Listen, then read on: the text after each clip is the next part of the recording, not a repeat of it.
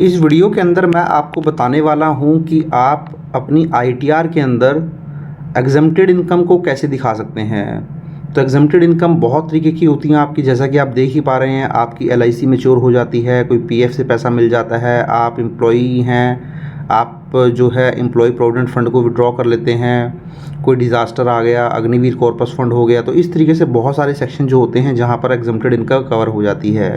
तो LIC maturity के ऊपर ऑलरेडी एक मैंने डिटेल में वीडियो बनाया है, उस वीडियो का लिंक मैं नीचे दे दूँगा डिस्क्रिप्शन में, आप जाएँ और देख लें कि एलआईसी मैच्योरिटी कब आपको जो है टैक्सेबल नहीं होती है और कब टैक्सेबल होती है। तो इस वीडियो के अंदर मैं आपको बताने वाला हूं कैसे आप आईटीआर के अंदर इसको दिखा सकते हैं। तो आईटीआर 1 के अंदर मैं आपको दिखाऊंगा, सेम ही प्रोसेस दोस्तों आईटीआर 2, आईटीआर 3, आईटीआर 4 का भी रहता है। वहां पर अगर आपको दिक्कत आती है तो आप मुझे जो है कमेंट कर सकते हैं। तो इसको दिखाना इसलिए ज़रूरी हो जाता है, सपोज़ आपकी जो इनकम है वो 5-7 लाख रुपए की इनकम है और आपको किसी ईयर में 20-25 लाख रुपए मिल जाता है। कोई आपका जो है कहीं से किसी भी तरीके का आपको सपोज़ करें कोई फ़ंड मिल गया या कोई आपकी मैच्योरिटी हो गई, किसी भी तरीके का अमाउंट आपको जो एग्जम्प्टेड इनकम की फॉर्म में होता है वो आपको आ जाता है।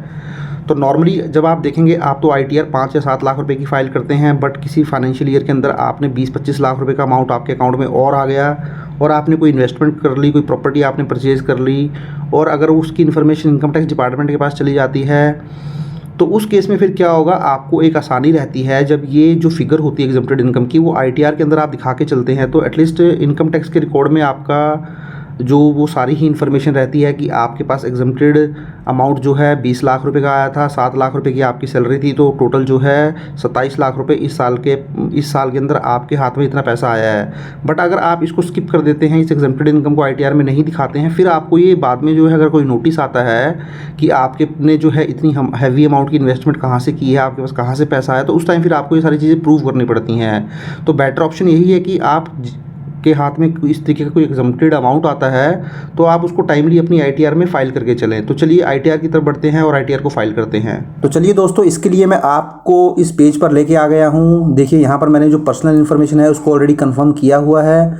अब जो ग्रॉस टोटल इनकम है उसके अंदर जो है ये हम जो है इन्फॉर्मेशन को फिल करेंगे। तो ग्रॉस टोटल इनकम के ऊपर मैं क्लिक कर देता हूँ।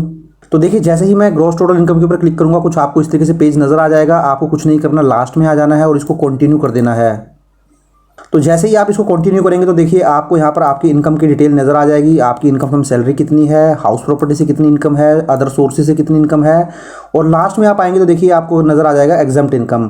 This information is only for reporting purpose. तो जैसा कि मैंने आपको बताया था, जब आप ये आईटीआर फाइल कर लेंगे, सपोज आपकी 3 लाख की सैलरी की इनकम है, 15 लाख का आपको कोई कंपनसेशन मिल गया, तो जो आप आईटीआर 1 का एक्नॉलेजमेंट देखेंगे तो वहाँ पर आपकी 18 लाख की इनकम रिपोर्ट नहीं होगी। आपकी इनकम रिपोर्ट केवल 3 लाख रुपीज़ की ही होगी। इस 15 लाख का जो पर्पस होगा केवल वो रिपोर्टिंग पर्पस होगा, ताकि इनकम टैक्स डिपार्टमेंट के पास, गवर्नमेंट के पास आपका रिकॉर्ड चला जाए कि आपके पास कहाँ से कितना पैसा आया है। सिर्फ यही इसका पर्पस होता है। तो चलिए ऐड अनदर के ऊपर क्लिक कर देते हैं। हम अपनी इनकम जो है इसको ऐड कर लेते हैं। तो देखिए जैसे ही मैं इसके ऊपर क्लिक करूंगा आपको ऐड एग्जम्प्टेड इनकम का ये जो है कॉलम नजर आ जाएगा। तो देखिए जब आप नेचर ऑफ एग्जम्प्टेड इनकम के ऊपर क्लिक करेंगे तो देखिए बहुत सारी आपको एग्जम्प्टेड इनकम यहाँ नजर आ जाएगी। सबसे पहले तो अगर एग्रीकल्चर इनकम आपकी 5000 से ज़्यादा नहीं है तो आप यहाँ मेंशन कर सकते हैं। थोड़ा सा नीचे आएंगे तो देखिए section 10 subsection 10 BC any amount from the central state local authority by way of compensation on account of any disaster. जैसा कि मैंने बताया था आपको, कोई डिजास्टर हो जाता है, कोई फ्लड अर्थक्वेक आ गया, तो उसके बाद उस गवर्नमेंट से आपको जो है कोई कंपनसेशन अगर मिल जाता है तो वो भी आपका टैक्स फ्री होता है, एग्जम्प्ट होता है। तो आपको इसके अंदर दिखा देना है। तो सपोज अगर आपको ये पैसा मिला है, मैं आपको बता देता हूँ, सपोज अगर आपको 10 लाख रुपए जो है इस पे मिल गए तो आप यहाँ मेंशन कर दीजिए 10 लाख रुपीज़, 1 लाख हो गया, सॉरी 10 लाख कर देता हूँ इसको, 10 लाख रुपीज़, और आप इसको जो है इस तरीके से ऐड कर सकते हैं। तो इसी तरीके से अगर आपका इसके अलावा कोई और भी आपको कंपनसेशन मिला है तो एक एक करके आपको ऐड कर लेना है। तो चलिए वो भी मैं आपको बता देता हूँ कैसे आप ऐड कर सकते हैं। तो पहली जो इन्फॉर्मेशन है देखिए आपने ऐड कर ली है और आप नीचे आएंगे तो देखिए आपको यहाँ पर नजर आ जाएगा कि जो कंपनसेशन आपको मिला था सेंट्रल गवर्नमेंट स्टेट गवर्नमेंट से 10 लाख रुपीज़ का आपको यहाँ पे नजर आ गया है। उसके बाद अगर और भी इन्फॉर्मेशन आप ऐड करना चाहते हैं तो दोबारा से आप ऐड अनदर के ऊपर जो है वो क्लिक कर देंगे और यहाँ पर आके इस तरीके से ऐड करते रहेंगे। तो देखिए जैसे मैंने आपको बताया था, ये मैं आपको बता चुका हूँ। थोड़ा सा नीचे आएंगे तो देखिए यहाँ पर आपको सेक्शन 10 सबसेक्शन D के अंदर कोई एलआईसी से पैसा आपको मैच्योरिटी पे मिल जाता है दोस्तों, बाय वे ऑफ बोनस मिल गया, इसी तरीके से कोई अमाउंट मिल जाता है तो आप यहाँ मेंशन कर सकते हैं। तो एलआईसी केस में आपको बताऊँ, वैसे तो जनरली क्या होता है कि अगर आप 1 अप्रैल 2012 के बाद की आपके पास पॉलिसी है तो उस केस में क्या होता है कि अगर आपका प्रीमियम 10% या 20% ऑफ सम एश्योर्ड से ज़्यादा है तो वो टैक्सेबल हो जाता है। तो बट यहाँ पर मैं उस चीज़ को डिस्कस नहीं करने वाला हूँ। मैं यही मान के चल रहा हूँ कि आपको जो अमाउंट मिला है वो एग्जम्प्टेड अमाउंट ही है, तो वो मैं आपको बता रहा हूँ। तो यहाँ पर आप LIC का अमाउंट मेंशन कर सकते हैं। थोड़ा सा आप नीचे आएंगे तो देखिए स्टैट्यूटरी PF से आपको कोई पैसा मिला, रिकॉग्नाइज्ड PF से आपको पैसा मिला, अप्रूव्ड सुपर एन्युएशन फंड आपको कोई मिल गया, कोई स्कॉलरशिप आपको मिल गई है कॉस्ट ऑफ एजुकेशन के लिए, MP MLC अलाउंस होता है, अवार्ड इंस्टीट्यूट बाय गवर्नमेंट, कोई अवार्ड आपको दे दिया गया गवर्नमेंट के द्वारा सेक्शन 10 सेक्शन 17A के अंदर। इस तरीके से बहुत सारे आपको जगह ऑप्शन नज़र आ जाएंगे। डिफेंस मेडिक्लेम, डिसेबिलिटी पेंशन आपको मिलती है, आर्म फोर्सेस फैमिली पेंशन है। इसके बाद an income as referred in section 10 subsection 26। तो दोस्तों अगर आपको लगता है कि ये क्या सेक्शन है, इसके बारे में आप डिटेल में पढ़ना चाहते हैं तो गूगल में आप सर्च कर लीजिए सेक्शन 10 सबसेक्शन 26 के अंदर क्या है, तो वहाँ पे आपको आइडिया लग जाएगा। नीचे आते चले जाइए, आपको इस तरह बहुत सारी चीज़ें नज़र आ जाएगी। इसी तरीके से अगर आपको लगता है कि कोई आपका जो अमाउंट है यहाँ पर फॉल नहीं कर रहा है, तो आप एनी अदर के ऊपर क्लिक कर सकते हैं। एनी अदर के ऊपर क्लिक करके यहाँ पर डिस्क्रिप्शन मेंशन कर दीजिए और उसका अमाउंट मेंशन कर दीजिए। तो अब एक अमाउंट मैं और ले लेता हूँ। सपोज करें मेरी LIC जो है वो मैच्योर हुई है और वहाँ से भी मुझे जो है वो 5 लाख रुपये मिल गया है, तो यहाँ पर मैं जो है वो 5 लाख रुपीज़ ऐड कर देता हूँ और इसको भी अब देखिए मैं ऐड कर देता हूँ।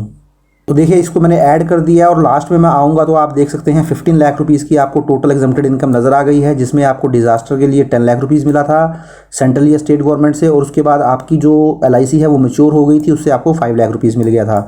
तो इस तरीके से आप जो है अपनी एग्जम्प्टेड इनकम को दिखा सकते हैं और यहाँ पर आप जो है कंफर्म कर सकते हैं। तो देखिए जैसे ही आपने इसको कंफर्म किया तो देखिए आपकी ग्रॉस टोटल इनकम भी कंफर्म हो चुकी है, बट देखिए आपकी इनकम यहाँ पर जीरो है। जैसा कि मैंने आपको बताया था यहाँ पर आपकी इनकम जीरो ही दिखाएगा वो, क्योंकि ये जो इनकम होती हैं ये केवल रिपोर्टिंग पर्पज से होती हैं, ये आपकी ITR में जो है वो काउंट नहीं होती हैं। मीन्स आपकी ITR के अंदर सपोज करें जैसे 3 लाख की सैलरी है, 15 लाख की आपकी एग्जम्प्टेड इनकम है, तो आपकी ITR वो 18 लाख की नहीं दिखाएगा, केवल 3 लाख की दिखाएगा, तभी यहाँ पर ये जीरो दिखा रहा है।